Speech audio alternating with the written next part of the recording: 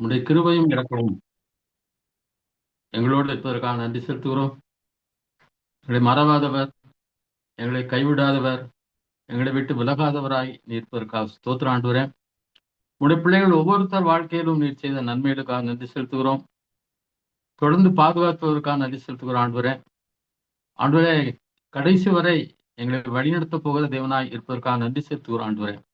வந்திருக்கிற ஒவ்வொருவரையும் ஆசீர்வதியும், நல்ல சுகத்தை தாங்க, நல்ல பலத்தை தாங்க, சந்தோஷமும் சமாதான கிருபையும் அவளோடு கூட இருக்கட்டும் அப்பா.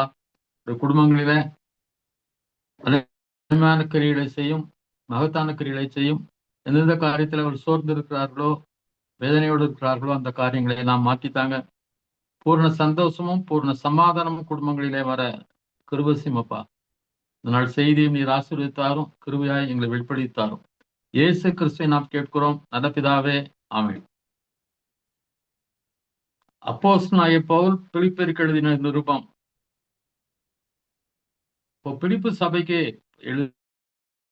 பவுல் எழுதிய ஒரு கடிதம் இது. ஆனா இந்த ஒரு நிருபமும் அது பிலிப்பியருக்கு மட்டும் சொந்தம் இல்ல, எபேசியருக்கு மட்டும் இல்ல, அந்த சபைக்கு மட்டுமல்ல, எல்லா கிறிஸ்தவர்களுக்கும் கொடுக்கப்படுகிற ஒரு செய்தி இது. 1ஆம் வசனம் ஒருத்தர் வாசிங்க. இயேசு கிறிஸ்துவின் ஊழியக்காரராகிய பவுலும் தீமோத்தேயும் பிலிப்பு பட்டணத்தில் கிறிஸ்து இயேசுவுக்குள்ளான பரிசுத்தவான்கள் அனைவருக்கும் கண்காணிகளுக்கும் உதவியாளருக்கும் எழுதுகிறதாவது. ஆமென். அப்போ பவுலும் தீமோத்தேயும் இந்த கடிதத்தை பிலிப்பு பட்டணத்தில் உள்ள பரிசுத்தவான்கள் அனைவருக்கும் எழுதுகிறார். எல்லாருமே ஆண்டவரை ஏற்றுக்கொண்ட போது, என்றைக்கு ஏற்றுக்கொண்டோமோ அதிலிருந்து நம்ம பரிசுத்தவான்கள் தான். ஒருவேளை நம்மிடத்துல குறைகள் இருக்கலாம், தவறுகள் இருக்கலாம், சோர்ந்து போகலாம். ஆனாலும் நம்ம யார் தான்? விசுவாசிகளாகிய பரிசுத்தவான்கள் என்று வேதத்தில் சொல்லப்பட்டிருக்கு. அவருக்கு எழுதுகிறார். அப்ப அந்த சபையில் உள்ள பரிசுத்தவான்கள், அடுத்ததாக கண்காணிகள், உதவிக்காரர் என்று சொல்லப்பட்டிருக்கு. அதாவது புதிய ஏற்பாட்டுல சபையில 2 பேர் உண்டு. ஒன்று கண்காணிகள், அடுத்தது அவங்களுக்கு உதவிக்காரர். தீமோத்தேயுக்கு எழுதும்போது தீத்துக்கு எழுதும் போதெல்லாம் இதை குறித்து எழுதுகிறார். ஒரு கண்காணியும் இருப்பாங்க, ஒரு உதவிக்காரரும் இருப்பாங்க, இருக்கணும் சபையில. கண்காணி என்பதற்கு பிஷப் என்று சொல்லி பேர். பைபிள்ல பாத்தீங்கன்னா நிறைய இடத்துல ஓவர்சியர் இருக்கு, சில இடத்துல பிஷப்ஸ்ன்னு இருக்கு, பல டிரான்ஸ்லேஷனை பார்க்கும்போது. ஆனா இவங்க எல்லாருக்குமே ஒரே பேர் தான், என்னன்னா பிரஸ்பிட்ரோஸ் அப்படிங்கிற, இதுதான் எல்டர்ங்கிற பேர். பிரஸ்பிட்ரோஸ் அப்படின்னா மூப்பர்களை நியமப்படுத்து அப்படிதான் சொல்லி பவுல் எழுதுகிறார். பட்டணம் தோறும் என்ன செய், மூப்பர்களை ஏற்படுத்து. அது மூப்பர்கள் என்பவங்க பல பெயர்கள் அழைக்கப்படுறாங்க. கண்காணின்னு சொல்றாங்க, பாஸ்டர்னு. ஆனா எல்லாமே எல்டர்ங்கிறது தனியா, பிஷப்னு ஒருத்தர் மற்ற கிழக்க, இதெல்லாம் பைபிள் படி கிடையாது. ஆனாலும் இந்த கண்காணி என்பவர் பாஸ்டர்னு சொல்லலாம். அடுத்த உதவிக்காரர், அந்த சபையில் ஒரு உதவிக்காரர் கட்டாயம் இருக்கணும். நம்முடைய பிதாவாகிய தேவனாலும் கர்த்தராகிய இயேசு கிறிஸ்துவினாலும் உங்களுக்கு கிருபையும் சமாதானமும் உண்டாவதாக. எல்லா இடத்துலையுமே நிருபங்கள் தான் கிருபையும் சமாதானமும் தான் இருக்குது. இயேசு கிறிஸ்து உயிரோடு எழுந்த பிறகும் ஒவ்வொரு இடத்துக்கும் போய் சமாதானம் தான் கூறினார். அதனால அந்த 2ஐயும் தான் மக்களுக்கு தேவை, நமக்கு தேவை. அவருடைய கிருபை, நம்ம மேல கிருபையும் அவர் அடிக்கக்கூடிய சமாதானம் தான் இப்போது நம்ம இடத்துல நிலைத்திருக்கணும். 3ஆம் வசனத்திலிருந்து 6ஆம் வசனம் வரைக்கும் வாசிங்க. சுவிசேஷம் உங்களுக்கு அறிவிக்கப்பட்ட நாள் முதல் இதுவரைக்கும் நீங்கள் அதற்கு உடன்பட்டவர்கள் ஆனபடியால் நான் பண்ணுகிற ஒவ்வொரு விண்ணப்பத்தினாலும் உங்கள் அனைவருக்காகவும் எப்பொழுதும் சந்தோஷத்தோட விண்ணப்பம் பண்ணி உங்களின் நற்கிரியையை தொடங்கினவரும் அதை இயேசு கிறிஸ்துவின் நாள் பரியந்தம் முடிய நடத்துகிறார் என்று நம்பி நான் உங்களை நினைக்கிற பொழுதெல்லாம் என் தேவனை ஸ்தோத்திரிக்கிறேன். ஆமென். இந்த பிலிப்பியர் நிருபத்துக்கு இன்னொரு பேர்னா எபிசல் ஆஃப் ஜாய் அப்படின்னு சொல்லுவாங்க, மகிழ்ச்சியின் நிருபம். நிறைய இடத்துல பாத்தீங்கன்னா சந்தோஷம், மகிழ்ச்சி, இந்த மாதிரி வார்த்தைகளை நம்ம பார்க்கலாம். அப்போ இப்போ என்ன செய்யறாரு, ஒவ்வொருத்தருக்காக விண்ணப்பம் பண்ணுகிறார். அது காரணம் இவங்கெல்லாம் சுவிசேஷங்களுக்கு அவருடைய சுவிசேஷத்தை கேட்டு ரட்சிக்கப்பட்டவர்கள். அதற்கு உடன்பட்டவர்கள், அதற்கு கீழ்ப்படிந்தவர்கள், சுவிசேஷத்திற்கு கீழ்ப்படிந்து தேவனுடைய பிள்ளைகளானவர்கள். அதனால நான் பண்ணுகிற ஒவ்வொரு விண்ணப்பத்திலும் உங்கள் அனைவருக்காகவும் எப்போதும் சந்தோஷத்தோட விண்ணப்பம் பண்ணு. சந்தோஷத்தோடு விண்ணப்பம் அவர் பண்றார். யாருக்காக? சபை மக்களுக்காக. நாமும் என்ன செய்யணும்? சந்தோஷமாய் மற்றவர்களுக்காக ஜெபிக்கிறவரா இருக்கணும். நம்ம ஒரு சபையில மக்கள்லாம் கர்த்தருக்கு பிரியமா வரணும், ஆசீர்வதிக்கப்படணும். இதுக்காக நம்ம கட்டாயமா என்ன பண்ணணும்? ஜெபம் பண்ணணும். உங்களின் நற்கிரியை தொடங்கினவர் அதை இயேசு கிறிஸ்துவின் நாள் பரியந்தம் முடிய நடத்தி வருவார் என்று நம்பி அப்படிதான். அப்போ ஒரு நாள் நம்முடைய உள்ளத்துல ஒரு சீடு போட்ட பரிசுத்த வித்தை நம்முடைய உள்ளத்துல விதைத்திருக்கிறார். அத அன்னையோடு அவர் விட்டு போறதில்ல. விசுவாசத்தை துவக்கிறவரும் முடிக்கிறவரும், ஆல்பா அண்ட் ஒமேகா, ஆதியும் அந்தமுமா இருக்கிறவர். அப்போ கடைசி வரை நம்மோடு கூட இருந்து அந்த என்றைக்கு அந்த நல்ல கிரியை, ரட்சிப்பின் கிரியை ஏற்படுத்தினாரோ கடைசி வரைக்கும் அவர் என்ன செய்ய மாட்டார்? உங்களை கைவிடாமல் உங்களை என்ன செய்வார்? உங்கள்கிட்ட செயல்பட்டு கொண்டே இருப்பார். நான்லாம் நிற்க முடியுமா? இப்படி பல போராட்டங்கள் இருக்குதே, எப்படி நான் நிலைச்சு இருக்க முடியும்? நமக்கு கவலைப்பட வேண்டியதில்லை. ஏன்னா நம்மை நடத்துகிறவர் யாரு? அவர். நம்ம தளர்ந்து விழுந்தாலும் தவறி போனாலும் ஒரு சத்தம் கேட்கும், மகனே மகளே இங்கே வா, என்னை நிலைத்திரு என்று சொல்லக்கூடிய சத்தத்தை அவனுக்கு கொடுத்து கொண்டேதான் இருப்பார். அவர் கைகள் விரித்தபடி நாம் ஒருவேளை கூட சென்று விட்டாலும் ஆண்டவரை விட்டு திரும்ப எப்போது வருவோம் என்று காத்திருக்கிற ஒரு ஆண்டவராக இருக்கிறார். அதனால என்றைக்கு ஆரம்பித்தாரோ அதை கடைசி வரைக்கும் அவர் நம்ம என்ன செய்வார்? நம்முடைய உள்ளத்திலே இருக்கிற அந்த ரட்சிப்பை தொடர்ந்து காக்க உதவி செய்வார். அதை நினைக்கிற போதெல்லாம் என் தேவனை ஸ்தோத்தரிக்கிறேன். ஒண்ணு எப்போதும் சந்தோஷத்தோட ஜெபம், நினைக்கிற போதெல்லாம் என்ன பண்றாராம்? ஸ்தோத்திரம். அப்போ நம்மளும் என்ன செய்யணும்? நம்முடைய பிள்ளைகளுக்காக, உங்கள் கணவருக்காக, இன்னும் சபையில் உள்ள மக்களுக்காக, பாஸ்டருக்காக, தேச தலைவர்களுக்காக எப்போதும் என்ன செய்யணும்? ஸ்தோத்திரம் பண்ணணும். தமிழ்நாட்டில் ஒரு நல்ல ஆட்சி அமையணும், ஒரு நல்ல சீஃப் மினிஸ்டர் வரணும். இப்ப இருக்கிற சீஃப் மினிஸ்டருக்காக ஸ்தோத்திரம். இன்னும் இருக்கிறவங்க எல்லாம் உண்மையா உத்தமமா யாரும் இல்லைன்னு சொல்லலாம். ஊழல் செய்யாத அமைச்சர்கள், எம்எல்ஏக்கள், எம்பிக்கள்லாம் இல்லைன்னு சொல்லலாம். அதனால அவங்களுக்காக தான் என்ன செய்யணும்? ஸ்தோத்திரம் பண்ண வேண்டும். என் கட்டுகளிலும் நான் சுவிசேஷத்திற்கு உத்தரவு செல்ல அதை திடப்படுத்தி வருவதிலும் நீங்கள் அனைவரும் எனக்கு அளிக்கப்பட்ட கிருபையின் பங்குள்ளவர்களாய் ஆனதால் உங்களை என் இருதயத்தில் தரித்துக் கொண்டிருக்கிறபடியினாலே உங்கள் எல்லாரையும் குறித்து நான் இப்படி நினைக்கிறது எனக்கு தகுதியாயிருக்கு. என்ன தகுதி அப்படின்னா, இவங்க என்ன செய்யறாங்க? இவர் ஜெயில இருந்தா அந்த நிறுவத்தை எழுதுறார். அதான் நான் என் கட்டுகள் நான் ஜெயில இருந்தாலும் என்ன செய்றீங்க? என்னை வந்து பார்க்க வர்றீங்க, எனக்கு உதவி செய்றீங்க, பொருளாதார உதவி, உணவு கொடு பண்றீங்க. அப்படி அநேகர் அவரை போஷித்து வருவார்கள். இயேசு கிறிஸ்து கேட்கிறார், நான் காவலில் இருந்தேன், நீங்கள் என்னை பார்க்க வந்தீர்கள். அதெல்லாம் நான் போங்க, அந்த ஆசீர்வாதிக்கப்பட்ட இடத்துக்கு போங்க. இடது பக்கம் இருக்கிற பார்த்து, நான் காவலில் இருந்தேன், என்ன செய்யல? பார்க்க வரல.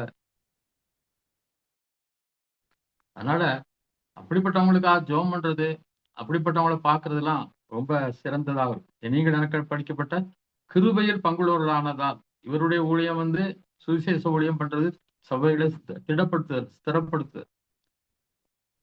அதுலயும் நீங்க என்ன எனக்கு அந்த கிருபையில பங்குள்ளவர்கள். அப்ப கிருபையில் பங்குள்ளவர்கள், அந்த ஊழியத்தில் பங்குள்ளவர்களாக இருக்கணும்னு சொன்னா நம்முடைய சபைக்காக, நம்முடைய ஊழியங்களுக்காக நம்ம ஜெபிக்க வேண்டும், ஊழியர்களுக்காக ஜெபிக்க வேண்டும். இப்போ மோகன்சிலாசர்லாம் சிறப்பா தமிழ்நாட்டுல ஊழியம் செய்துட்டு இருக்காரு, பல இடங்கள்ல போய். அப்படிப்பட்டவங்களுக்கு எல்லாம் நம்ம என்ன செய்யணும்? ஆண்டவரே அவங்களுக்கு ஸ்தோத்திரம்ப்பா, பாதுகாத்து கொடுங்க ஆண்டவரே அப்படின்னு சொல்லி அவங்களுக்காக ஜெபம் பண்ணணும். அப்போ இப்ப அப்படிலாம் அவங்க கிருபை பங்குள்ளதாட்ட பணம் கொடுக்க உதவி செய்ய, பொருளாதார உதவி செய்தல், அவங்களுக்காக ஜெபிப்பது, அவங்களை என்கரேஜ் பண்ற மாதிரி நடக்கிறது, இது எல்லாமே அதுதான் உங்களை என் இருதயத்தில் தட்டு. இப்படிலாம் நீங்க எனக்கு உதவி செய்யலாம், நீ என்னுடைய இருதயத்துல உங்களை என்ன செய்திருக்கிறேன்? வைத்திருக்கிறேன். அதனால்தான் உங்களுக்காக ஜெபம் பண்ணுகிறேன், உங்களுக்காக ஸ்தோத்திரம் செலுத்துகிறேன் என்று சொல்லி கூறுகிறார். இயேசு கிறிஸ்துவின் உருக்கமான அன்பிலே உங்கள் எல்லார் மேலும் எவ்வளவோ வாஞ்சியாயிருக்கிறேன் என்பதற்கு தேவனே எனக்கு சாட்சி. அப்போ ஒரு பாஸ்டர், ஒரு ஊழியத்தின் தலைவர் வந்து அவருடைய சிந்தையில முழுசும் அவருடைய மந்தைதான் இருக்கணும். உன் மந்தையின் மேல் கவனமாயிரு அப்படின்னு சொல்லப்பட்டிருக்கு. நாடுகள் நிலையாய் நன்றாய் அறிந்து கொள்ளுன்னு சொல்லி.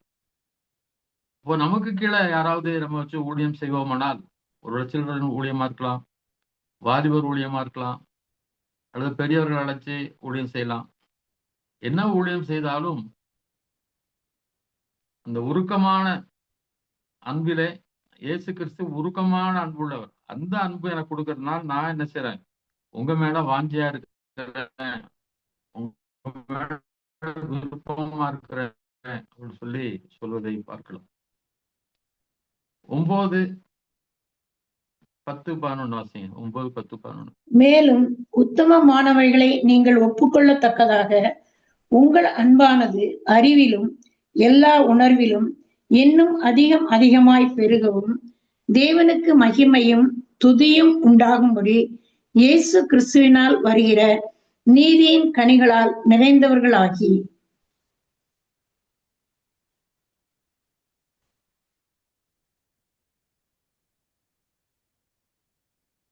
உத்தமம் எது எது பெஸ்ட்? பைபிள்ல சொல்றது அப்படியே கீழ்ப்படிதான் பெஸ்ட். பைபிள் மற்றவருடைய பிரசங்கங்கள்லாம் சில நேரம் பால்ல தண்ணி கலந்த மாதிரி கடக்கலாம், சில கலப்படங்கள் இருக்கலாம். ஆனா வேத புத்தகம் தெளிவான புத்தகம், கலப்படம் இல்லாத புத்தகம். அப்போ இதை நம்ம அந்த வசனத்தை சரியா உணர்ந்து கொள்வதற்கு, சொல்லக்கூடிய உத்தமமான காரியங்களை உணர்ந்து கொள்வதற்கு, சிறந்தவைகளை உணர்ந்து கொள்வதற்கு என்ன செய்யணுமா, நமக்கு அன்போடு கூட அறிவிலும் எல்லா உணர்விலும் இன்னும் அதிகமாய் பெற வேண்டும். பைபிள் நாலேஜ் நமக்கு வேணும். பைபிளை பற்றி நிறைய நல்லா கற்றுக்கொள்ளணும். அன்றைக்கு ஒருத்தர் பற்றி சொன்னார், அவரு 150 தடவை பைபிள் படிச்சிருக்காரு. அவர் அசிஸ்டன் சொன்னார், நான் 50 தடவை தான் படிச்சிருக்கேன். அவர் சின்ன பையன், வயசுலாம் கம்மி தான், யங் மேன். 50 தடவை படிச்சிருக்கேன்னு சொல்றாரு. வேதத்தை டைம் கிடைக்கும் போதெல்லாம் என்ன செய்யணும், அதிகமா படிச்சாதான் எது சரியானது. அந்த விக்கிரகங்கள் படைக்கிறத சாப்பிடலாமா சாப்பிடக்கூடாதா, யாரோட எப்படி உறவு வச்சுக்கணும், அவிசுவாசிகளோட எப்படி உறவு வைத்துக் கொள்ள வேண்டும், விசுவாசிகளோட எப்படி உறவு வைத்துக் கொள்ள வேண்டும், இது மாதிரி உத்தமமானவைகள் எல்லாமே அங்க என்ன செய்யப்பட்டிருக்கு, சொல்லப்பட்டிருக்கு. அதுக்காக நமக்கு என்ன வேணும், ஒரு அறிவு வேணும், நாலேஜ் வேணும், ஒரு அண்டர்ஸ்டாண்டிங் வேணும். அது மட்டும் இல்ல, ஒரு உணர்வில்லாத இருதயம் இருள் அடைந்தது அப்படி சொல்லப்பட்டிருக்கு. அப்போ உணர்வு ஒவ்வொன்றையும், ஒவ்வொரு தவறுல ஆண்டு சொல்லக்கூடிய சின்ன சின்ன வார்த்தைகள் எல்லாத்தையும் உணர வேண்டும் உள்ளத்துல. நான் இப்படி இருக்கிறேன்னா, அதான் ஒரு சாமியார் பக்கத்து வீட்டு கோழியை எழுதலை செய்தாரு. பிடிச்சி ஒரு இடத்துல அடைச்சு வச்சுட்டு இன்னைக்கு சர்ச்சை முடிஞ்சவரை அதை என்ன பண்ணிடணும், கறி வச்சு சாப்பிட்றணும் அப்படி சொன்னாரு. ஆனா எல்லாம் பிரசங்கெல்லாம் முடிஞ்சிச்சு, வீட்டுக்கு வந்து பார்த்தாரு, கோழி இருந்த இடத்துல கோழி இல்லை. என்னாச்சு, வேலைக்காரனை பார்த்து கேட்டாரு, என்னப்பா இந்த கோழியை நான் வச்சுக்க சொன்னேன்னா என்ன இங்கே காணுமே போது, ஐயா நீங்க தான் சொன்னீங்க இன்னைக்கு பிரசங்கத்துல திருடக்கூடாது, பிறனுடைய பொருளை இச்சிக்க கூடாதுன்னு சொன்னீங்க. அதை கேட்டு நான் என்ன பண்ணிட்டேன், இது பிறனுடையதுன்னு அதை இந்த கோழியை அவுத்து விட்டேன் அப்படின்னா. அப்போ எது சிறந்தது, எது நல்லது என்பதை நம்ம என்ன செய்ய வேண்டும், அறியக்கூடிய ஒரு உணர்வு. இது தவறு, இது நான் செய்ய தப்பு, இது அப்படின்னு சொல்லி. அதே மாதிரி எதற்காக இதை சொல்கிறார், நம்முடைய கணவர் எதை குறித்து சொல்கிறார், தேவன் எதை குறித்து ஏன் இப்படி சொல்லுகிறார்னா, அதை உணரணும். நம்முடைய இருதயம் இருளடைந்து விடக்கூடாது. உணர்வில்லாத அவருடைய இருதயம் இருளடைந்தது என்ற அப்படி அந்த உணர்வுகள் ஒவ்வொன்றுக்கும் மதிப்பு கொடுத்து நம்முடைய என்ன பண்ணணும், நம்முடைய வாழ்க்கை பாதையை செவ்வாய்ப்படுத்திக் கொள்ள வேண்டும். தேவனுக்கு மகிமையும் துதியும் உண்டாகும்படி இயேசு கிறிஸ்துவினால் வருகிற நீதியின் கனிகளால் நிறைந்தது. அப்ப தேவனுக்கு மகிமை துதி உண்டாகும்னா நம்ம எப்படி படக்கணும், நீதியின் கனிகளால் நிறைந்திருக்க வேண்டும். மற்றவர்களுக்கு கசப்பா இருக்கக்கூடாது. பேச்சே பிடிக்கல, ஏன் இவ்வளவு நேரம் இப்ப பேசுறா அப்படின்னு சொல்லி மற்றவங்க நினைக்கிறதுக்கு, மற்றவங்களை பற்றி தவறா பேசுறது, உண்மையாவே தவறு பண்ணிருப்பாங்க, அதெல்லாம் நம்ம கிரிட்டிசைஸ் பண்ணி பேசிட்டு இருவோம். அப்படிப்பட்ட காரியங்களுக்கெல்லாம் என்ன செய்யணுமா, விலகி நம்மிடத்திலிருந்து கனிகள் வெளிப்படணும். அன்பு, சந்தோஷம், சமாதானம், நீடிய பொறுமை, தயவு, நற்குணம், விசுவாசம், சாந்தம், இச்சையடக்கம், இது எல்லாம் நல்ல கனிகள் நம்ம என்ன செய்யணும், நிறைந்தவர்களாகி நீங்கள் கிறிஸ்துவின் நாளுக்கு என்று துப்புரவாகவும் இடலற்றவரமா இருக்க வேண்டும் என்று வேண்டுதல் செய்கிறேன். நம்ம எப்போ இயேசு கிறிஸ்து வருவான்னு சொல்ல முடியாது. பலர் சொல்றாங்க இந்த வார் வரப்போகுது, அதனால இயேசு கிறிஸ்து வந்துடுவாரு, அது நடக்க போறது, 3ஆம் உலகம் யுத்தமா மாறும் அப்படிலாம் சொல்றாங்க. எது உண்மையே நமக்கு தெரியாது. ஆனால் அவர் வருகையும் போது நம்ம இடரலற்றவர்களா, மற்றவங்களுக்கு இடரலா இருக்கக்கூடாது. ஒரு குடும்பத்துல இடரலா இருக்கக்கூடாது. கணவனுக்கோ பிள்ளைகளுக்கோ. கணவன்கிட்டயும் பொறுமையா இருக்கணும், அன்பா இருக்கணும். பிள்ளைகளிடத்துலயும் நம்ம பொறுமை இழந்துடக்கூடாது. அவன் தப்பு பண்ணா அவனை போட்டு அதை ரொம்ப டீஸ் பண்ணக்கூடாது. ஸ்கூல்ல இருந்து வந்தவனே படின்னு சொல்லக்கூடாது. கொஞ்ச நேரம் அவனுக்கு ரெஸ்ட் கொடுக்கணும், ஏதாவது விளையாடுறதுக்கு. மற்றவன் ஏன் அந்த அம்மா இப்படி இருக்காங்க, எங்க அம்மா மட்டும் இப்படி இருக்காங்க அப்படின்னு நினைச்சிடக்கூடாது. அதே மாதிரி சபைகள்ல பக்கத்துல உள்ளவங்களுக்கெல்லாம் நம்ம கிறிஸ்டியனா இருக்கணும். நம்ம கிறிஸ்தவர்களாய் உண்மையான சாட்சிகளாய் நம்ம இருக்க வேண்டும். துப்புரவானும் இடர்லற்றவர்களாய் இருக்கும்படி வேண்டுதல் செய்கிறேன் அப்படின்றார். எந்த காரியத்திலாம இடர்லா இருக்கிறோமா, மற்றவங்களை விட்டு கொடுக்காம நாங்க சொல்றது கரெக்ட், நாம் செய்யறது கரெக்ட், ஆனாலும் மற்றவங்களுக்காக என்ன செய்யணும், விட்டு கொடுக்க ஆயத்தமா இருக்கு. எங்க வீட்டுக்கு ஒருத்தர் வருவாரு, 2 நாளைக்கு ஒரு முறை கட்டாயம் வந்து எங்களை பார்த்துட்டு போவார். நல்லவர் தான். ஆனாலும் பாத்தீங்கன்னா நம்ம சொல்ற எந்த கருத்தையுமே அவர் ஏற்றுக்கொள்ள மாட்டார். நான் அதை அக்செப்ட் பண்ணிடுவேன். பாட்டு வீடியோக்கு பார்த்து கிறிஸ்டியன் சாங் கேட்டுட்டுனாலும் அவர் வந்தோடனே ஆஃப் பண்ணிடுவேன். அவர் நமக்கு அவர்கிட்ட நான் ஆர்கியூ பண்ணா அது அவரோட நட்பை இழக்க வேண்டியதா இருக்கும். அப்போ இடரல் அற்றவர்களா இருக்கிறோம் மற்றவங்களுக்கு. அதே போல துப்புரவானவர்களா பரிசுத்தம் உள்ளவர்களாக நம்ம இருக்க வேண்டும் என்று சொல்லி அங்கே சொல்லப்பட்டிருக்கிறது. 12 இருந்து 14 வரைக்கும் வாசிங்க. 12 to 14. சகோதரரே, எனக்கு சம்பவித்தவைகள் சுவிசேஷம் பிரபலமாகும்படிக்கு ஏதுவாயிற்றென்று நீங்கள் அறிய மனதாயிருக்கிறேன். அரண்மனை எங்கும் உள்ளவர்களுக்கும் மற்ற யாவருக்கும் என் கட்டுகள் கிறிஸ்துவுக்குள்ளான கட்டுகள் என்று வெளியரங்கமாகி சகோதரரில் அநேகர் என் கட்டுகளாலே கர்த்தருக்குள் திடன் கொண்டு பயம் இல்லாமல் திரு வசனத்தை சொல்லும்படி அதிகமாய் துணிந்து இருக்கிறார்கள். ஆமென். இப்போ எனக்கு இப்போ நாங்க இப்ப அவர் சிறையில இருக்கிறார், சிறையில் அடைக்கப்பட்டிருக்கிறார். அதனால என்னன்னா தேவன் அவனுடைய மகிமைப்படுகிறது. அவனுக்கு பிடிச்சி உள்ள போட்டாச்சு, அவ்வளவுதான், எல்லாம் கிறிஸ்டியானிட்டே அவ்வளவுதான் அப்படி அந்த காலத்துல நினைச்சாங்க. பவுல் அடைச்சி போட்டா போதும் அப்படின்னு. ஆனால் அது எல்லாமே எப்படி இருக்குது, சுவிசேஷம் பிரபலமாகும்படி, இன்னும் பாப்புலர் ஆகும்படி, அதுக்காக அந்த தேவன் அவரை சிறையில் அடைத்தார். ஒரு காரியம் வந்து அவர் பல நிருபங்களை சிறையில் இருந்தா எழுதினார். நீ ஓடிட்டே இருக்காத, உட்கார்ந்து எழுது அப்படின்னு சொல்லி அவர் அப்படி ஓடிட்டே இருந்து எழுதாம இருந்தா இன்னைக்கு நம்ம பைபிளை படிக்க முடியாது.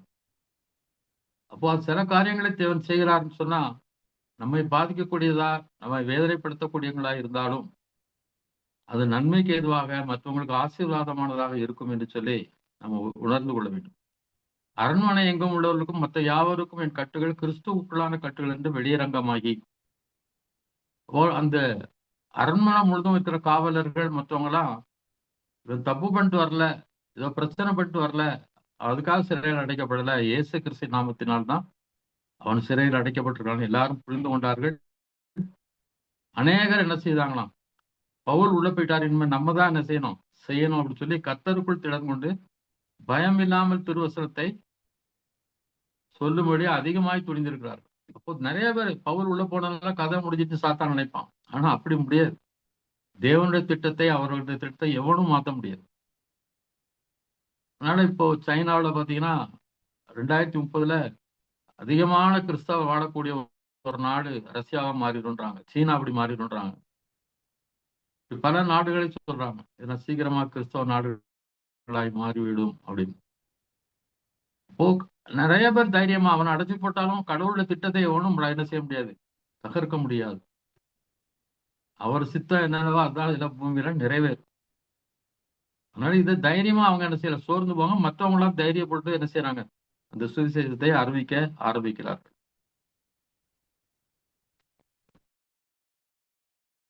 பதினஞ்சு டு 17 சிலர் பொறாமையினாலும்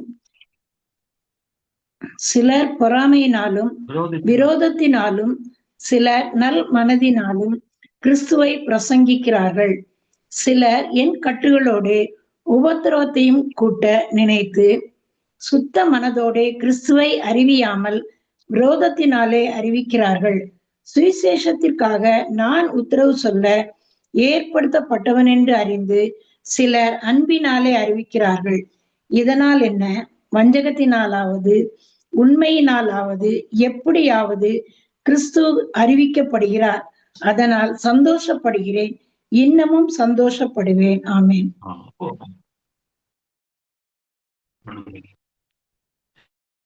எல்லா இடத்துலயும் சந்தோஷம் சந்தோஷம்லாம் வருது பாருங்க. எதுக்காக சந்தோஷம்? நம்முடைய வாழ்க்கையில சந்தோஷம் எப்படி இருக்கும்? ஒரு பிள்ளைகள் வந்து ஃபர்ஸ்ட் மார்க் வாங்கிட்டு வந்துட்டாங்க, கிளாஸ்ல ஸ்கூல்ல ஃபர்ஸ்ட் அல்லது காலேஜ்ல ஃபர்ஸ்ட், அதாவது விளையாட்டுல ஃபர்ஸ்டா வந்துட்டான் அப்படின்னு நம்ம சந்தோஷப்படுவோம். சில உணவுகள் நமக்கு கிடைக்கும் போது சந்தோஷப்படுவோம். யாராவது ஒரு பணத்தை கொடுக்கும்போது நம்மளுடைய பிரச்சனைகள் சந்தோஷப்படும். பல காரணங்கள் இருக்கு. ஆனா இவருடைய சந்தோஷம் என்னன்னா, சிலர் பொறாமையினால அறிவிக்கிறாங்க, என் மேல விரோதத்தினால சிலர் சுவிசேஷத்தை அறிவிக்கிறாங்க, சிலர் நல்ல மனசோட அன்பு அனுபவிக்கிறாங்க, அறிவிக்கிறார்கள். எப்படியாவது கிறிஸ்து பிரசங்கிக்கப்படுகிறார், எனக்கு அது போதும், அதுதான் சந்தோஷம் சொல்றாரு. பழைய காலத்துல சொல்லுவாங்க, பழைய காலத்துல நெல் குத்துவாங்க, உரல்ல போட்டு ஒரு இதை வச்சு இடிச்சு என்ன செய்வாங்க, நெல்லை இதெல்லாம் சுத்தம் பண்ணுவாங்க. அந்த காலத்துல அப்படிதான் கை குத்தல் அரிசி வந்தது. ஆனா இப்போ அது இல்லை. ஆனால் யாரு குத்தினாலும் சரி, எப்படியாவது என்ன வரணும், நெல்ல இருந்து அரிசி வெளியே வரணும் அப்படின்னு சொல்லி ஒரு பழமொழி சொல்லுவாங்க. யாரு ஊழியம் செய்யட்டும், எல்லாரையும் நம்ம என்கரேஜ் பண்ணுவோம், எப்படியாவது கிறிஸ்து அறிவிக்கப்பட வேண்டும், அதுதான் முக்கியம் என்று சொல்லி பவுல் சொல்வதை பார்க்கிறோம். 19ஆம் வசனம், அது உங்கள் வேண்டுதலினாலும் இயேசு கிறிஸ்துடைய ஆவியின் உதவினாலும் எனக்கு ரட்சிப்பாக முடியும் என்று அறிவேன். இப்போ நம்ம வந்து இப்படி ஊழியம் செய்யறது, அடுத்தது அவன் பவுலுக்காக ஜெபம் பண்றது, அதனால உங்கள் ஜெபத்தினாலும் இயேசு கிறிஸ்துடைய உதவியினாலும் அது என்ன செய்வேன், நான் சீக்கிரமா என்ன செய்வேன், விடுதலை ஆகிவிடுவேன் என்று சொல்லி அவர் கூறுகிறார். அதனால சிறையில் வாடக்கூடிய கிறிஸ்தவ பிள்ளைகளுக்காக என்ன செய்யணும், நாம் ஜெபம் பண்ணணும். எவ்வளவு பேர் இருக்காங்க, தெரியவே தெரியாது நமக்குலாம், வட இந்தியாவில் எவ்வளவு பேர் இருக்காங்க. அதனால அவங்களுக்காக நம்ம என்ன செய்யணும், ஜெபம் பண்ண வேண்டும். 20ஆம் வசனம், நான் ஒன்றிலும் வெட்கப்பட்டு போகாமல் எப்பொழுதும் போல இப்பொழுதும் மிகுந்த தைரியத்தோடு ஜீவனானாலாகிலும் சாவினாலாகிலும் கூட கிறிஸ்து என் சரீரத்தினாலே மகிமைப்படுவார் என்று எனக்கு உண்டாயிருக்கிற வாஞ்சைக்கும் நம்பிக்கைக்கும் தக்கதாய் அப்படி முடியும். அதாவது உயிரோட நான் இருந்தாலும் சரி, செத்து போனாலும் என்னுடைய சரீரத்தினாலும் தேவன் என்ன செய்யணும், மகிமைப்பட வேண்டும் என்று கூறுகிறார். ஏன்னா அப்படிப்பட்ட வாஞ்சை தான் எனக்கு இருக்குது. உலகத்துல இருந்தாலும் என்ன செய்யணும், தேவனுக்கு பிரியமா இருக்கணும். இறந்து போனாலும் என் மூலம் தேவன் நாமும் மகிமைப்பட வேண்டும் என்று கூறுகிறார். 21 24, கிறிஸ்து எனக்கு ஜீவன், சாவு எனக்கு ஆதாயம் ஆகிலும் சரீரத்தில் பிழைத்திருக்கிறதுனாலே என் கிரியைக்கு பலன் உண்டாயிருப்பதால் நான் தெரிந்து கொள்ள வேண்டியது இன்னதென்று அறியேன். ஏனெனில் இவ்விரண்டினாலும் நான் நெருக்கப்படுகிறேன். தேகத்தை விட்டு பிரிந்து கிறிஸ்துவுடனே கூட இருக்க எனக்கு ஆசை உண்டு, அது அதிக நன்மையாயிருக்கும். அப்படி இருந்தும் நான் சரீரத்தில் தரித்திருப்பது உங்களுக்கு அதிக அவசியம். அதாவது கிறிஸ்து எனக்கு ஜீவன், சாவு எனக்கு ஆதாயம். சாவு தான் எனக்கு ஆதாயம்னு சொல்ற, அதான் எனக்கு லாபம். ஏன்னா அங்க ஆண்டவரோட பரலோகத்துல சந்தோஷமா இருப்பார். அதனால சாவை பற்றி அவர் கவலை இல்லை. நான் சரீரத்தில் பிழைத்திருக்கிறதுனால என் கிரியைக்கு பலன் உண்டாயிருப்பதால் நான் தெரிந்து கொள்ள வேண்டியது இன்னதென்று அறியேன். அப்போ நான் இந்த உலகத்துல நான் உயிரோடு இருக்கிறதுனால என்னுடைய செயல்கள்னாலும் கிரியைகளினாலும் என்ன செய்யறது, பலன் இருக்கிறது. அதனால சாவது நல்லதுதான்.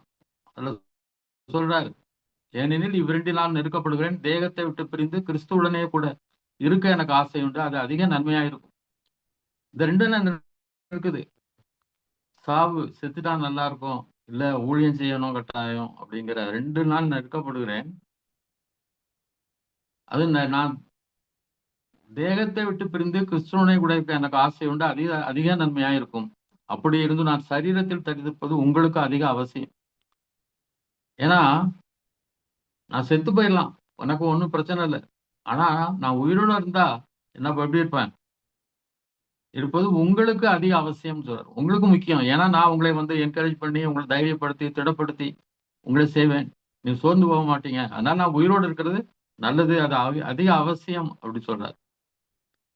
இந்த நிச்சயத்தை கொண்டிருந்து நான் மறுபடியும் உங்களிடத்தில் வருகிறதினால் என்னை குறித்து உங்களுடைய மகிழ்ச்சி கிறிஸ்து இயேசுவுக்குள் பெருகும்படிக்கு.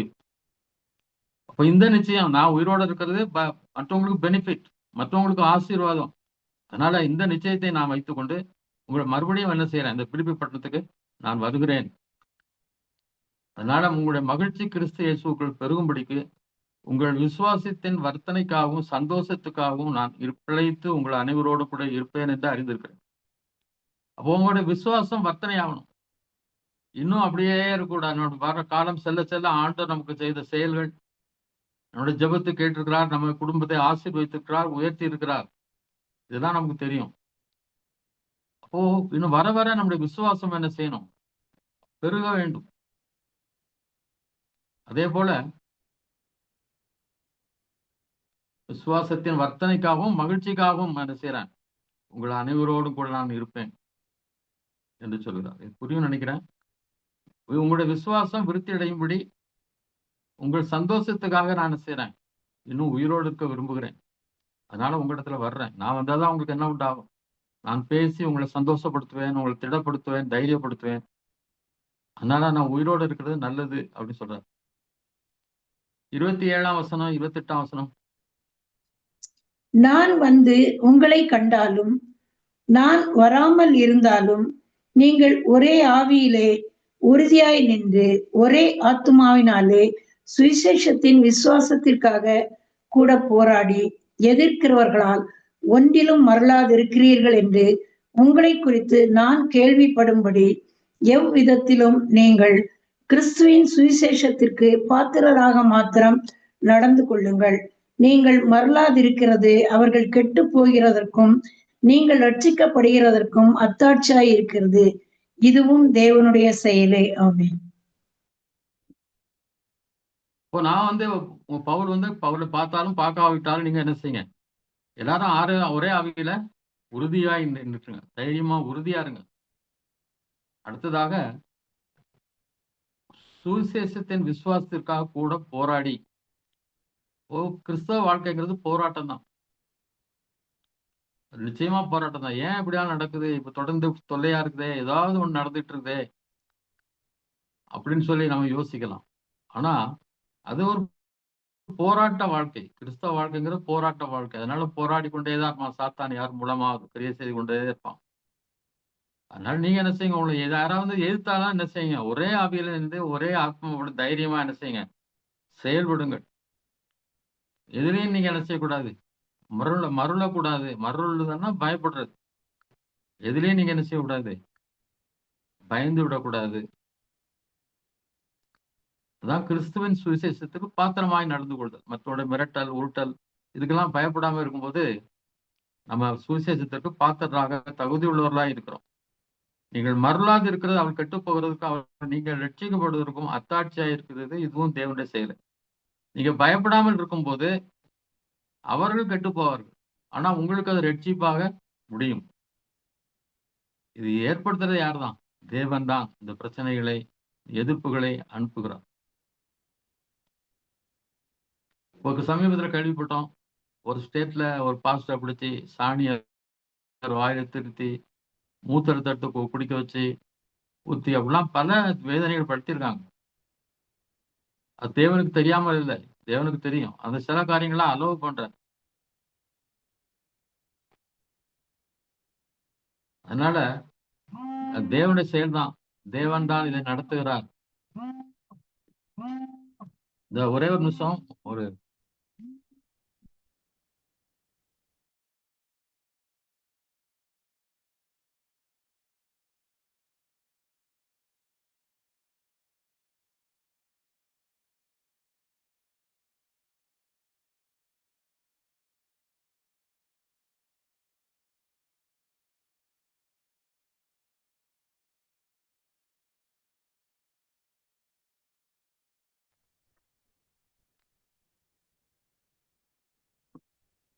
ஹல்லேலூயா.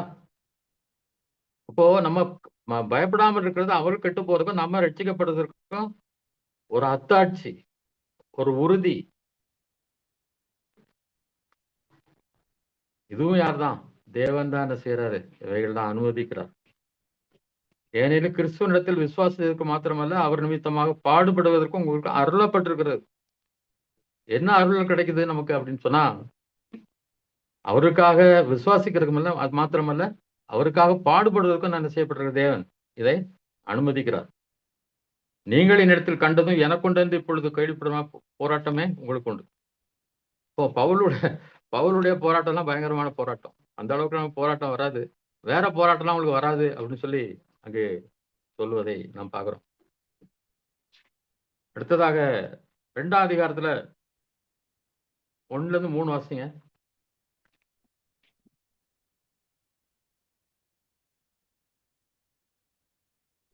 ஆதலால் 2ஆம் அதிகாரம் கிறிஸ்துவுக்குள் 1-3. யாதொரு ஆறுதலும் அன்பினாலே யாதொரு தேறுதலும் ஆவியின் யாதொரு ஐக்கியமும் யாதொரு உருக்கமான பட்சமும் இரக்கங்களும் உண்டானால் நீங்கள் ஏக சிந்தையும் ஏக அன்புள்ளவர்களுமாய் இருந்து இசைந்த ஆத்துமாக்களாய் ஒன்றே சிந்தித்து என் சந்தோஷத்தை நிறைவாக்குங்கள்.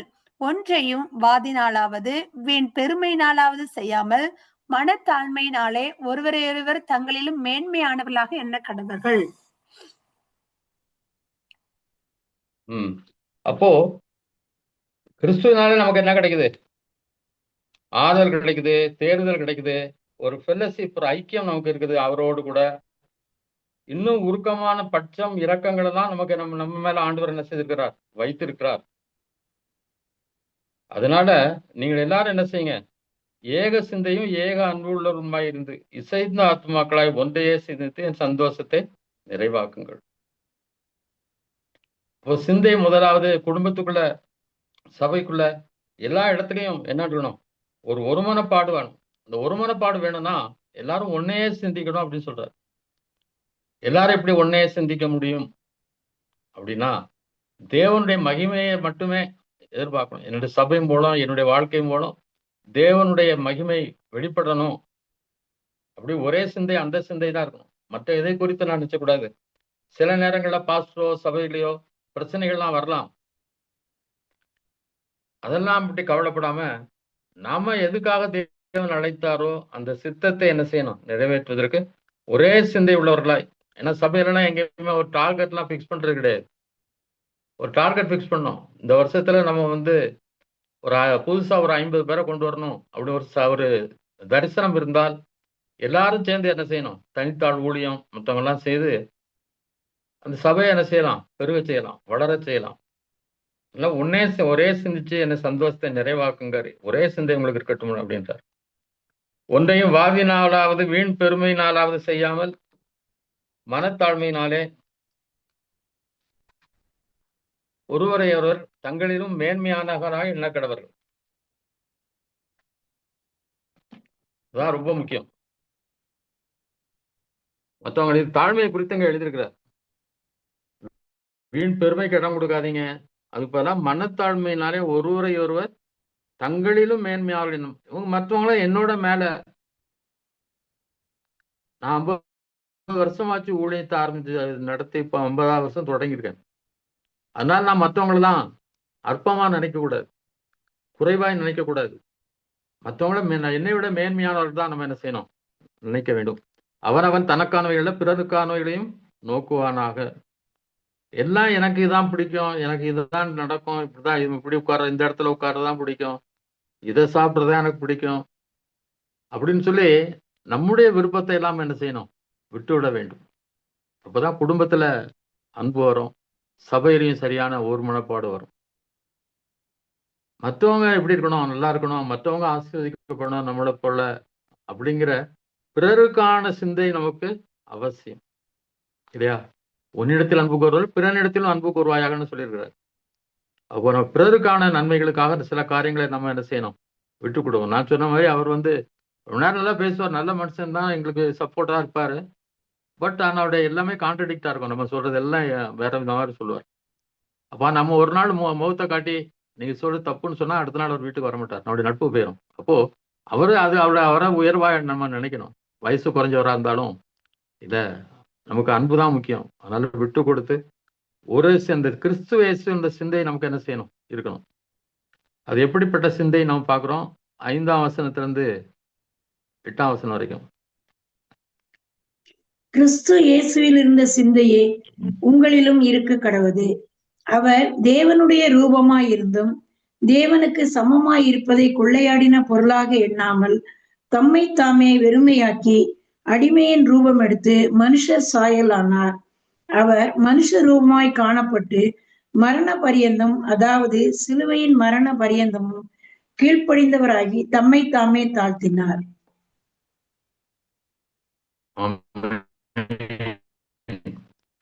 கிறிஸ்து இயேசுல இந்த சிந்தை என்ன? அவர் கடவுளுக்கு சமமானவர். ஆனாலும் அதை தன்னுடைய கெயினா, தனக்கு பெனிஃபிட்டா, தனக்கு சாதகமா கொள்ளாதபடி மனுஷ ரூபமாய் தன்னைத்தானே வெறுமையாக்கி தன்னுடைய எல்லா குளோரியும் விட்டுட்டார். அவர் சத்தத்தை கேட்டால பிசாசுகள் நடுங்கும். அப்படிப்பட்ட அந்த இயேசு கிறிஸ்து தம்முடைய வெறுமையாக்கினார். தனக்கு எந்த ஒரு பெருமையோ ஒரு கெத்தோ கிடையாது அப்படின்னு சொல்லி மனுஷர் அடிமையின் ரூபம் எடுத்து ஒரு அடிமையின் ரூபம் எடுத்தார். நம்மளாம் அடிமைன்னு சொன்னா நமக்கு கோபம் வந்துடும். ஆனா அவரு மற்றவர்களுக்கு வேலை செய்வதற்காக தன்னை வெறுத்து தன்னை ஒரு அடிமாய் காணப்பட்டு மரணபந்திய பரியந்தம், அதாவது சிலுவையின் மரண பரியந்தம் தம் கீழ்ப்படைந்தாராகி தம்மை தாழ்த்தினார். சிலுவை பாடுங்க கஷ்டம்தான்.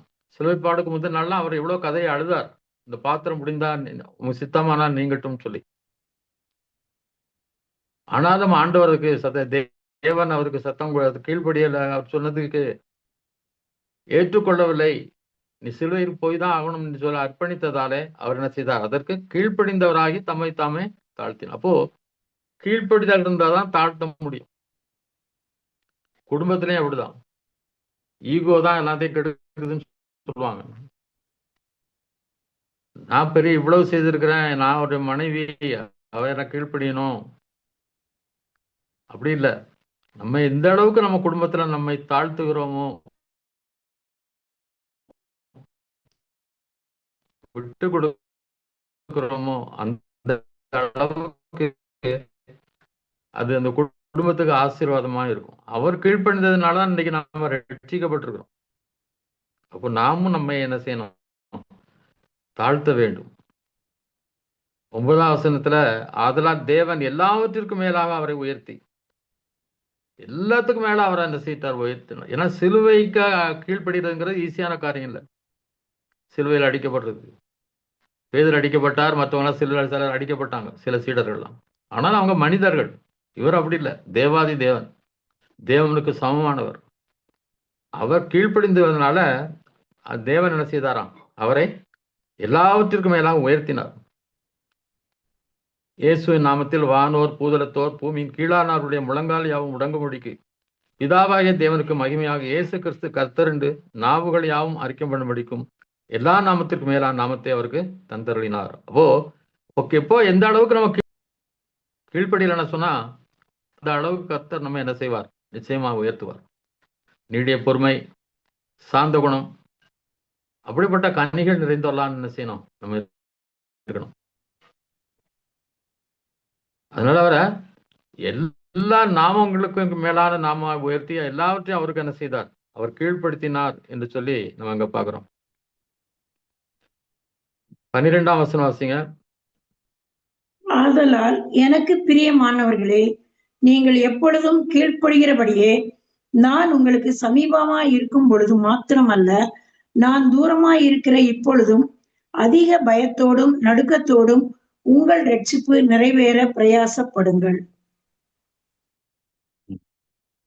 எப்போதும் நீங்க கீழ்ப்படுகிற மாதிரி, நான் வேற தூரத்துல இருக்கிறேன், ஆனாலும் நீங்க என்ன செய்யுங்க? அந்த அதே கீழ்ப்படிதலோடு ரட்சிப்பு நிறைவேற என்ன செய்யுங்க? பிரயாசப்படுங்கள். அதிக பயத்தோடும் நடுக்கத்தோடும். ஒரு நாள் ரட்சித்து நமக்கு ஒரு வெளிச்சத்தை கொடுத்து விட்டார். நம்ம தொடர்ந்து என்ன செய்யணும்? அவருக்கு கீழ்ப்படிய வேண்டும். நம்முடைய ரட்சிப்பை நிறைவேற்றணும். 3 விதமான ரட்சிப்பு. முதலாவது ரட்சிப்பு பாவத்திலிருந்து நம்ம ரட்சிக்கப்படுறோம்.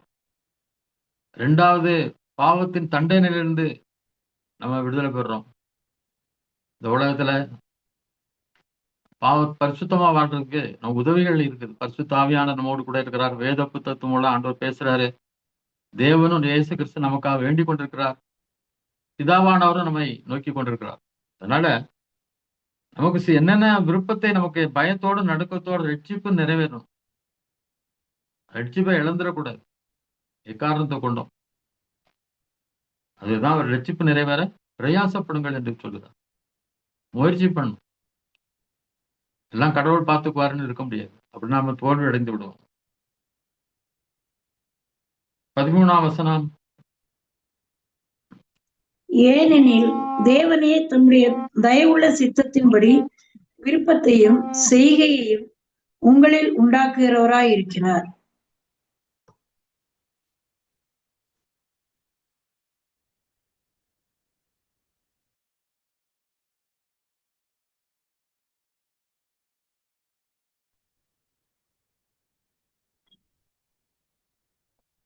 ஒரு வீட்டுக்கு வந்துட்டு இருக்காங்க ஒரு மிஷனரி. அதனால அவங்க போன் பண்ணிட்டே இருக்காங்க, எங்க வரணும். சாரி. என் தேவனே தன்னுடைய தயவுள்ள சித்தத்தின்படி விருப்பத்தையும் செய்கையும் உங்களில் உண்டாக்கும். எந்த விருப்பத்தையும் செய்கையும் என்ன செய்யற ஆண்டவர் தான் உங்களை உருவாக்குகிறார். அதுக்கு நம்ம என்ன செய்யணும்? கீழ்ப்படியணும். நான் வீணாக ஓடியதும் வீணாக பிரயாசப்பட்டதும் இல்லை என்கிற மகிழ்ச்சி கிறிஸ்துவின் நாளில் எனக்கு உண்டாயிருப்பதற்கு ஜீவ வசனத்தை பிடித்துக் கொண்டு உலகத்திலே சுடர்களைப் போல பிரகாசிக்கிற நீங்கள். இப்ப நான் இவ்வளவு பயிற்சி பண்ணேன், ஓடி ஓடி உங்களுக்கு ஊழியம் செய்தேன், அது வேஸ்டா போயிடக்கூடாது. அந்த மகிழ்ச்சி போ அந்த இயேசு கிறிஸ்துவின் நாளில் உங்களை தான் பார்க்கும்போது நான் பாடுபட்டது நல்லதுதான், கஷ்டப்பட்டது நல்லதுதான் அப்படின்னு சொல்லி நான் பவுல் நினைக்கும்படி நீங்க எப்படி இருக்கீங்க? ஜீவ வசனத்தை பிடித்துக் கொண்டு சுடர்களை போல பிரகாசிக்கிற நீங்கள். இப்ப நீங்க எல்லாம் சுடர்கள். எப்படி சூரியன், சந்திரன், நட்சத்திரங்கள் இருக்குதோ அதே போல ஒரு சுடர்களாக ஆண்டவர் நம்மை வைத்திருக்கிறார், மற்றவர்களுக்கு எடுத்துக்காட்டாக. அதனால நீங்க என்ன பண்ணுங்க? கோணலும் மாறுபாடான சந்ததி நடுவிலே குத்தமற்றவர்களும் கபடத்தவர்களும் தேவனுடைய மாசற்ற பிள்ளைகளுமாய் இருக்கும்படிக்கு எல்லாவற்றையும் முறுமுறுப்பு இல்லாமலும் தர்க்கிப்பு இல்லாமலும் செய்யுங்கள். இது கோணலும் மாறுபாடான சந்ததி. யோக்கியமானவர்கள் ஒருத்தரும் கிடையாது, மோசமான சந்ததி. இதன் நடுவுல நம்ம மாசில்லாத பிள்ளைகளா இருக்க வேண்டுமானால் என்ன செய்யணும்? என்ன சொன்னாலும் முறுமுறுப்பு இல்லாமல் தர்க்கிப்பாலும் இல்லாமலும் செய்யுங்கள். சில கெஸ்ட் எல்லாம் திடீர்னு வந்தாங்கன்னா கஷ்டம். திடீர்னு வர்றாங்க, ஒரு ஃபேமிலினா பரவாயில்ல, 2 ஃபேமிலி சேர்ந்து வர்றாங்க. அதுக்கு முறுமுறுத்துட்டே இருக்கிறது கணவர்கிட்ட. உங்க பிள்ளைங்க உங்க குடும்பம் தானே வந்து உங்களுக்கு தொல்லை பண்றாங்க. அப்படிலாம் முறுமுறுக்காம உங்களுக்கு கொடுக்கப்பட்ட வேலை எதுவாக இருந்தாலும், கடினமாக இருந்தாலும், வேற யாரும் உங்களுக்கு உதவி செய்யாமல் இருந்தாலும் நீங்க என்ன பண்ணக்கூடாது? முறுமுறுக்க கூடாது, தர்க்கம் பண்ணக்கூடாது. ஏன் அப்படி சொல்றீங்க, எதுக்காக செய்ய சொல்றீங்க அப்படி தர்க்கம் பண்றதோ முறுமுறுக்கதோ என்ன செய்யக்கூடாதான். அதான் தேவனுடைய மாசற்ற பிள்ளைகள் அப்படிங்கிறதுக்கு முறுமுறுப்பு நம்மை விட்டு அகல வேண்டும். பெரிய கஷ்டம்தான். எகிப்திலிருந்து வரும்போது அவங்களுக்கு பெரிய கஷ்டம். வரும்போது அவங்க என்ன செய்தாங்க? முறுமுறுத்தார்கள், அதனால அழிக்கப்பட்டார்கள். ஏன்னா தண்ணி கிடைக்கல, எப்பவும் மண்ணாதான், வேற உணவு கிடையாது. சாப்பிட்டு சாப்பிட்டு தண்ணியும் இல்லாத ஒரு சூழ்நிலை, வனாந்திரத்துல எங்கேயுமே இல்லாத அளவுக்கு நடந்து வந்துட்டு இருக்காங்க. அதனால அவங்க முறுமுறுத்தாங்க. ஆனா முறுமுறுத்தவர்கள் அழிக்கப்பட்டார்கள் சொல்லப்படும். அதனால நமக்கு வர்ற பிரச்சனைகள், நமக்கு வர்ற வேலைகள் எதுவா இருந்தாலும் அதை சந்தோஷமா செய்யுங்க. முடிக்க கூடாமல் இருக்கலாம். ஆண்டவரே எனக்கு நீர் உதவி செய்ய, ஆண்டவரே இந்த நாள்ல எல்லா வேலைகளையும் நல்ல முறையில முடிக்க, எல்லாவற்றையும் நம்ம துதிக்க எனக்கு உதவி செய்யும் ஆண்டவரேன்னு சொல்லி காலையில என்ன செய்யணும்? ஜோமன்ட்டு பிரச்சனைகள் வரும் சில டைம்ல. அதை நம்ம என்ன செய்யணும்? முறுமுறுப்பு இல்லாமலும் தர்க்கம் பண்ணாமலும் என்ன செய்ய வேண்டும்? அதை செய்ய வேண்டும். 17வது வசனம். மேலும் உங்கள் விசுவாசமாகிய பலியின் மேலும் ஊழியத்தின் மேலும் நான் வார்க்கப்பட்டு போனாலும் நான் மகிழ்ந்து உங்கள் அனைவரோடும் கூட சந்தோஷப்படுவேன்.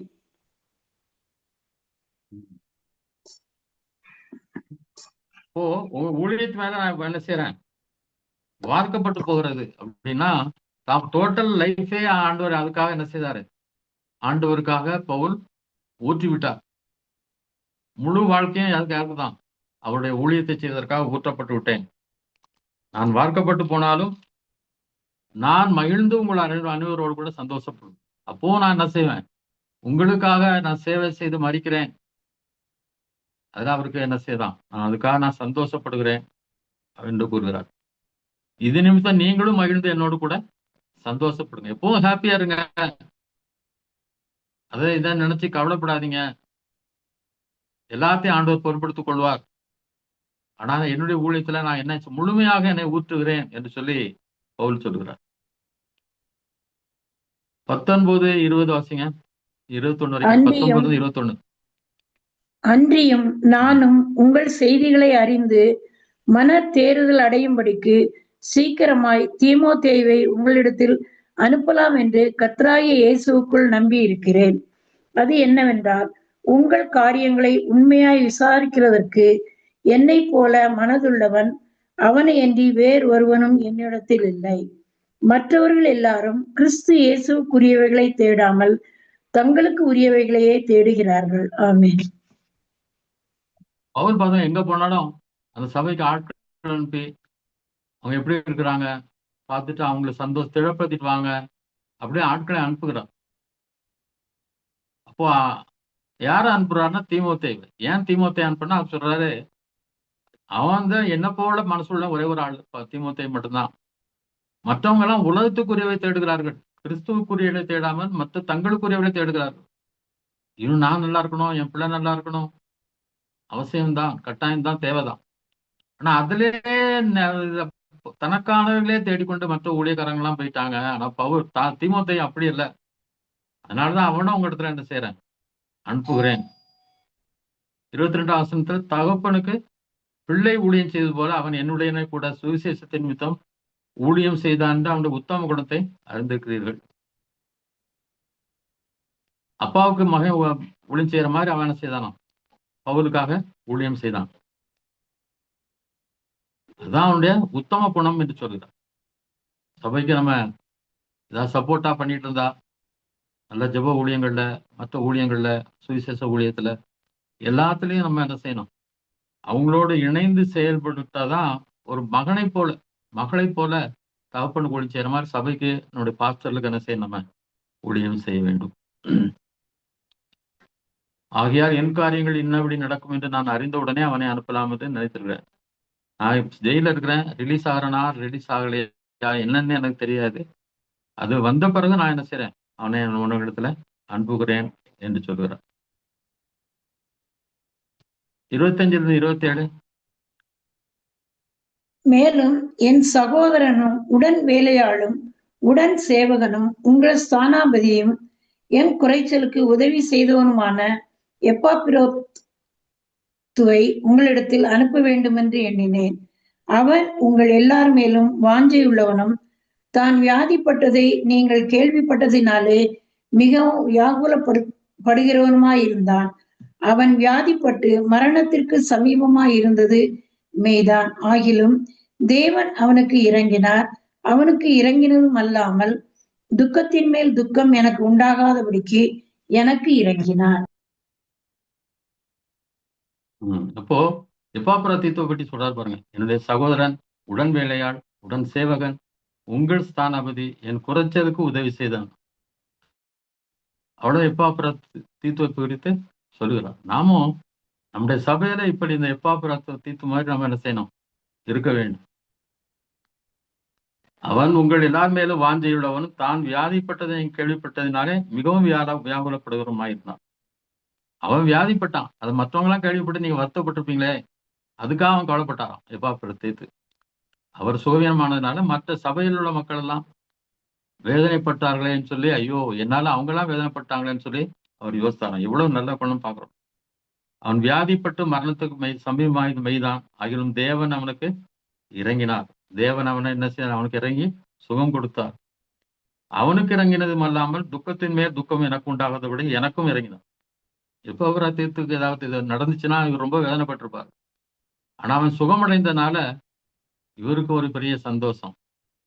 பவுலுக்கு ஆகையால் நீங்கள் அவனை மறுபடியும் கண்டு சந்தோஷப்படவும் என் துக்கம் குறையவும் அவனை அதிசீக்கிரமாய் அனுப்பினேன். ஆனபடியினாலே எங்கள் கர்த்தருக்குள் மிகுந்த சந்தோஷத்தோடு அவனை ஏற்றுக்கொண்டு இப்படிப்பட்டவர்களை கனமாய் எண்ணுங்கள். அவனை பார்த்து என்ன நீங்க சந்தோஷப்படுங்க. கர்த்தருக்குள் மிகுந்த சந்தோஷத்தோட அவனை என்ன செய்யுங்க, ஏற்றுக்கொள்ளுங்கள்.